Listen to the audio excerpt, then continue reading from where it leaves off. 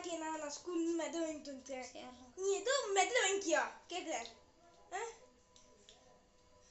கேக்குற மெதுல வாங்கிக்கியா? கேக்குற மெதுல வாங்கிக்கியா?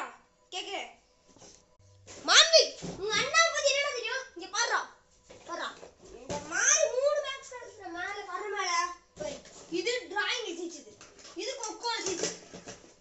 அது மட்டும் இல்லங்க பாருடா, இது மொத்தமும் உங்க அண்ணன் ஜெயிச்சான்டா. அண்ணா ஜெயிச்சுதா? என்னடா தெரியும் உங்க அண்ணா பத்தி? அழுவ போறான் அவன்.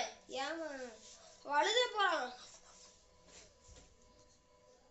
நீ கம்மனுடா, இப்படிலாம் சொன்னாதான் உன் நம்பிக்கை புரியும். நீ சாப்பிடுற தட்டு அதுவும் மனைச்சிச்சு, நீ அதுவும் இல்ல ஸ்கூலுக்கு சாப்பாடு எடுத்து போய் அதுவும் மனைச்சிச்சு. இது மாதிரி 1000 மார்க்ஸ் கிடைக்குதுடா பரமல.